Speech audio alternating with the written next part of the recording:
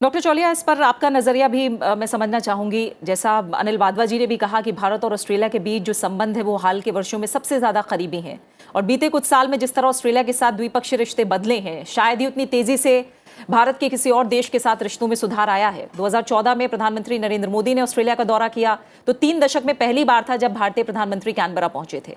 इससे पहले राजीव गांधी 1986 में बतौर प्रधानमंत्री ऑस्ट्रेलिया का दौरा करने गए थे। लगातार एक दूसरे के यहाँ अब नेता आ रहे हैं, जा रहे हैं, बड़े समझौते हो रहे हैं अलग अलग क्षेत्रों में। आपकी नजर में ऐसा क्या घट रहा है जो इतना बड़ा बदलाव दोनों देशों के बीच देखने को मिल रहा है? जी प्रीति, सर्वप्रथम तो देखिए, भू राजनीतिक जो परिप्रेक्ष्य है वो समझना होगा कि क्यों ये इतनी तेजी से ऑस्ट्रेलिया और भारत कंधे से कंधा मिलाकर आगे बढ़ रहे हैं। पिछले 5-6 वर्षों में चीन के जो आक्रामक तेवर हैं वो हिंद प्रशांत में ऑस्ट्रेलिया ने बहुत झेला है। ऑस्ट्रेलिया ने चीन का मुकाबला किया, सामना किया कोरोना वायरस के मूल पर, और साथ साथ अमेरिका के साथ भी उसके संबंध पहले से वैसे उनकी मित्र राष्ट्र ऑस्ट्रेलिया और यूएस हुआ करते हैं, लेकिन उन्होंने और मजबूती कर दी है इन्होंने। तो इस कारण एक तरह से ऑस्ट्रेलिया चाह रहा है कि चीन पर अंकुश लाया जाए, वरना उसकी अपनी जो उस क्षेत्र में, हिंद प्रशांत में ऑस्ट्रेलिया की जो अपना जो प्रभाव है वो सब चीन आहिस्ता आहिस्ता घटाता जा रहा है और उस पर वर्चस्व पैदा करने की कोशिश कर रहा है। जैसे पैसिफिक आइलैंड्स है, साउथ ईस्ट एशिया, आसियान के देश हैं, वहां पर ऑस्ट्रेलिया का काफी प्रभाव हुआ करता था, लेकिन अभी प्रतिस्पर्धा बहुत तेज हो गई है चीन के साथ। चीन ने ऑस्ट्रेलिया के अंदर की जो आंतरिक राजनीति है उसमें भी बहुत हस्तक्षेप किया है, और ये बहुत बड़े राजनीतिक विवाद भी पैदा हुए हैं ऑस्ट्रेलिया के अंदर। तो इस कारण भारत को एक विकल्प के तौर पर देखना स्वाभाविक है। और पुरानी जो आप कह रहे हैं, जो पिछले दशकों की, वो जैसे एंशियंट हिस्ट्री हम कहते हैं ना, कि जैसे भूल जाए हम, एक नया अध्याय ही हमने खोल रखा है जिसमें बहुत तेजी से प्रगति हो रही है, क्योंकि चीन की जो मंशा है, चीन के जो आक्रामक रवैया है, उसके मद्देनजर ये सब हो रहा है। ये पहली बात है। दूसरी, जैसे आपने कहा, एम्बेसडर साहब ने भी कहा, व्यापार के क्षेत्र में ऑस्ट्रेलिया डाइवर्सिफिकेशन चाह रहा है। चीन पर बहुत ज्यादा निर्भरता हुआ करती थी उसकी, और अब वो मुश्किल होता जा रहा है, क्योंकि भू राजनीतिक जो मतभेद है चीन के साथ वो बढ़ रहे हैं।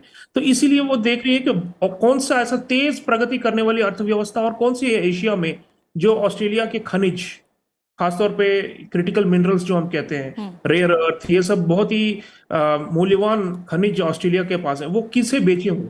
तो भारत को एक बहुत बड़ा बाजार के तौर पर वो देख रहे हैं अब, एक विकल्प के तौर पर। तो ये दोनों मेन चीजें हैं। लेकिन और भी वैसे आप देखे जाए तो एजुकेशन, ये भी एक क्षेत्र है। शिक्षा के क्षेत्र में ऑस्ट्रेलिया की जो यूनिवर्सिटीज हैं, वो पहले चीन से बहुत सारे विद्यार्थी आकर वहां पर फीस भरते थे, और ऑस्ट्रेलिया की जो एजुकेशन सिस्टम है उसका पूरा फाइनेंशियल बैकिंग पूरा चीन से आया करता था। लेकिन पैंडेमिक के बाद, कोरोना का महामारी के बाद, वो भी बंद हो गया, कम हो गया है, और चीन के साथ तनाव बढ़ रहा है। तो भारतीय विद्यार्थियों के पीछे भी ऑस्ट्रेलिया काफी आशावादी है। तो ये सब अगर आप मिलाकर देखें तो वो विन विन है, दोनों के लिए बहुत ही महत्वपूर्ण है। और ऑस्ट्रेलिया के लिए खास तौर पर भारत का हाथ मिलाना एक तरह से एक संकेत देना है कि हमें कोई पीछे नहीं कर सकता हिंद प्रशांत में। हम मिलकर ही इस पूरे क्षेत्र को एक शेप दे पाएंगे, वरना चीन के हाथों सारा कुछ अगर चला गया तो ऑस्ट्रेलिया एकांतित हो जाएगा। इसलिए मेरे ख्याल से ये बदलाव है, बहुत बड़ा बदलाव। बिल्कुल डॉक्टर चौलिया, और कौन से सेक्टर्स हैं जहां आप मान रहे हैं कि काफ़ी फोकस इस बार रह सकता है, और हो सकता है हमें बड़े समझौते भी देखने को मिले? क्योंकि जो प्रतिनिधिमंडल इस समय एंथनी अल्बनीज़ के साथ भारत आया हुआ है, उसमें परिवहन, संसाधन, वित्त, उच्च शिक्षा, वास्तुकला और ऊर्जा के जो कारोबारी हैं वो शामिल हैं।